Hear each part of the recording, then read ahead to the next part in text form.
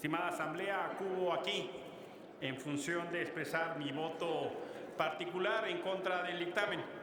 Lo discutimos ya en Comisiones Unidas, además con el más grande respeto a mi colega Cristóbal Arias, a quien mucho aprecio y lo hemos comentado en el orden del debate que aquí nos reúne. Miren, colegas, hoy es justo 10 de diciembre. Es el Día Internacional de los Derechos Humanos, el día en que las Naciones Unidas decide celebrar la Declaración Universal, y es un día entonces particularmente importante. Y le tocará al Senado con esta decisión tutelar no solo los derechos humanos, sino en particular los derechos humanos de las víctimas, y me parece que ese es un tema de particular importancia. México tiene todavía, lamentablemente, una crisis humanitaria de grandes dimensiones, y vamos a ir acompañando un poco una presentación. La siguiente, por favor. Han sido encontradas en nuestro país prácticamente 3,000 fosas clandestinas.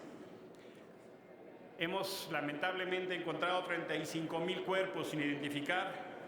Llevamos cerca de 40,000 personas desaparecidas y un número indeterminado de zonas de exterminio donde se ha descuartizado, quemado o incluso puesto cuerpos humanos en materiales para disolver.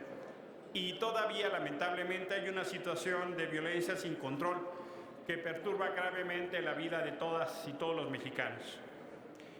Entre el 1 de diciembre de 2018 y el 14 de agosto de 2019 fueron encontradas 522 fosas en Colima, Veracruz, Sinaloa, Guerrero, Sonora y Chihuahua. En esas 522 fosas se encontraron 671 cuerpos, de los cuales han sido identificados 200 y afortunadamente ya 16 han sido entregados a sus familias. Y este proceso sí requiere una revisión importante, y por eso, por la materia que nos ocupa. En el Parlamento abierto que se realizó, cosa que celebro, se dio un diálogo con las víctimas el 14, 26 y 27 de noviembre. Ahí se escucharon las distintas voces. El 14 de noviembre, en una accidentada reunión, se escuchó mayoritariamente el rechazo a la terna. Si pudieran poner la presentación también en los monitores de los y las senadoras, eventualmente pudiera ser más fácil para ellos poderla seguir.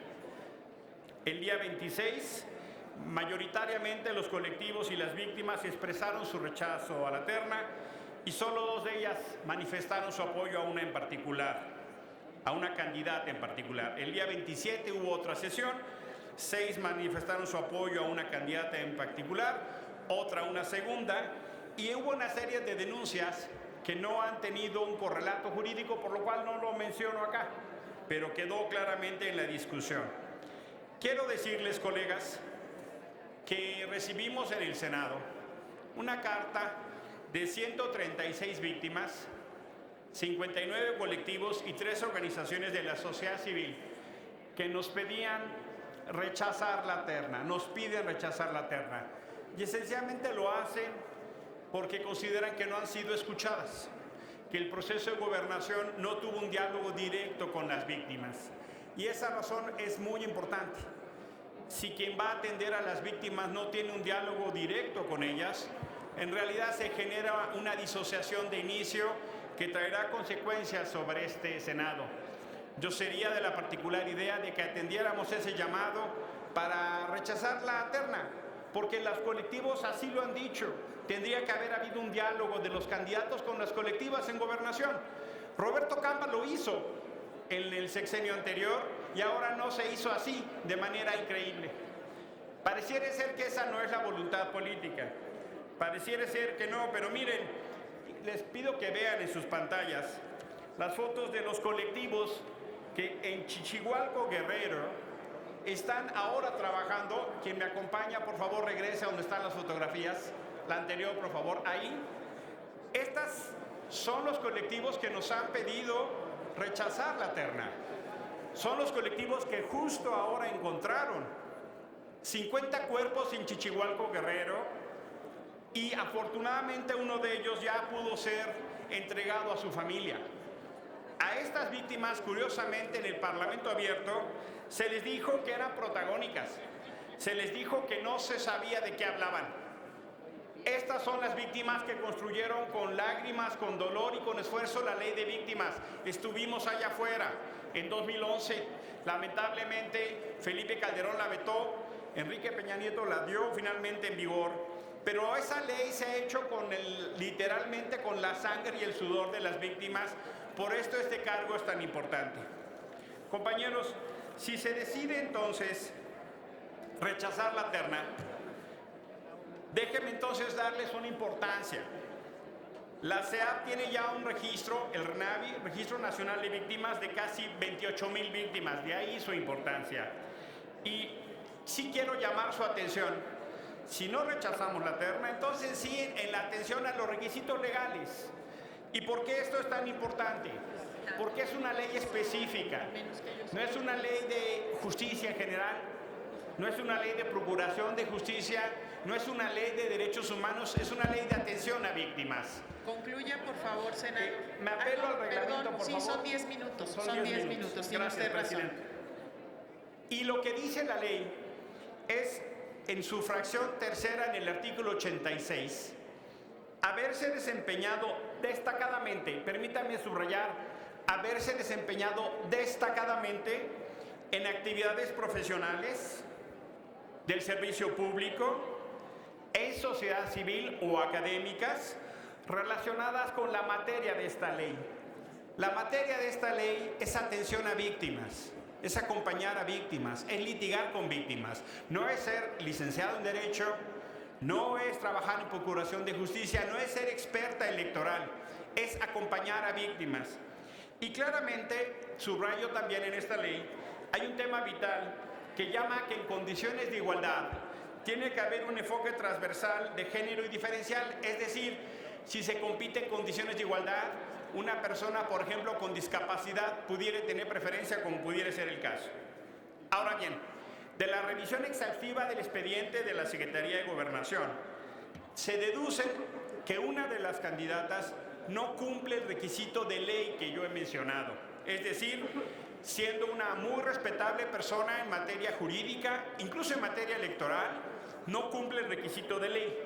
Si ustedes revisan las cartas, por ejemplo, la doctora María de los Ángeles Aces, específicamente en su carta donde habla, bajo protesta de decir verdad, que ha trabajado con víctimas, y lo dice en su texto y puño y letra lo firma. La maestra Adriana Melba Olvera, igual, nos firma en puño y letra que ha trabajado con víctimas. Infelizmente, no es el caso de la doctora Mara Gómez, que no nos firma que ha trabajado con víctimas como dice la ley. Nos dice que es doctora en Derecho, que ha trabajado en distintos temas del ámbito de justicia, pero en puño y letra no nos dice que ha trabajado con víctimas. Si ustedes revisan, compañeros, el expediente, van a encontrar, por ejemplo, que en el caso de la doctora Mara Gómez, de 78 constancias diversas, solo una hace referencia a víctimas y no hay una sola fotografía, de trabajo con víctimas. Si revisan ustedes el caso de la doctora Aces, van a encontrar 36 constancias, una cuarta parte de ellas es en relación a trabajo con víctimas con varias fotografías, como es el caso también de la maestra Melba Olvera, que tiene varias fotografías. ¿Y por qué esto es importante, compañeros? Porque muy infelizmente no se cumple el requisito de la ley, y quiero centrar ahí la litis. Una de las candidatas que se presenta en el dictamen incumple el requisito de ley, y no es menor. Si ustedes incluso revisan, la candidata que incumple el requisito de la ley fue presentada por un solo experto. Un solo experto, compañeros. No hubo colectivos de víctimas, no hubo víctimas, uno solo. Y eso es muy importante porque se lee armónicamente respecto al requisito de ley.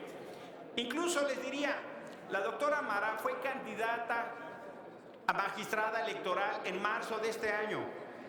La votamos, yo voté por ella para ser magistrada electoral, lamentablemente el Pleno no le dio la mayoría. En marzo era candidata a magistrada electoral y en diciembre es candidata a la atención a víctimas. Perdón, pero no se cumple el requisito de ley. No se cumple, colegas. Con el mayor respeto posible, con la mayor atención posible, No se trata de denostar a nadie, no se trata de faltarle el respeto a nadie, se trata de un análisis jurídico de lo que exige la ley en materia de exigencia. Y hombre, la doctora Mara tuvo a bien regalarme este texto. En su texto no hay una sola expresión a las víctimas, es una publicación reciente que el muy querido senador Mancera hablaba en comisión de este texto. No hay una sola mención en el trabajo académico a lo que se refiere a víctimas, lo decía el senador Mancera muy recientemente. Termino, y miren, es un tema, colegas, en lo que se refiere a la cercanía, a la atención del sufrimiento, a quienes han perdido prácticamente todo y que le dan un ejemplo al país de que a pesar de su dolor siguen adelante. No quiero descalificar a nadie, lo que quiero poner en la centralidad es que debemos de tener cuidado en el cumplimiento de la ley por una sencilla razón. Termino, Presidenta. Se incumple la fracción tercera del artículo 86 de la ley y con eso yo quisiera decir con mucha claridad, colegas, no nos equivoquemos, no nos equivoquemos. Nosotros vamos a hacer un nombramiento y no vamos a poner otra vez atención a las víctimas. Demos un nombramiento que las víctimas tengan la certeza que se les conoce y que se trabaja con. Se hizo un dictamen jurídico como que se pidió y perdón, no es lo que pedimos. Concluya, por favor, senador. Sí, Presidenta. Este dictamen dice que se cumplieron los requisitos del artículo 85, por lo tanto se cumple el artículo 86 y no es así. Esto no es lo que se pidió en comisión. Termino, colegas. Mi voto es en contra porque considero que la doctora Mara Gómez incumple los requisitos de ley. Tiene todos mis respetos como profesional en otros ámbitos, pero no podemos responder a la crisis de las víctimas en este país no atendiendo lo que la ley pide. No nos equivoquemos. Demos a las víctimas la debida respuesta y atención de pulcritud. No hemos salido de un escándalo. Los invito a que no entremos a otro. Muchísimas gracias por su atención. Muchas gracias, Presidente.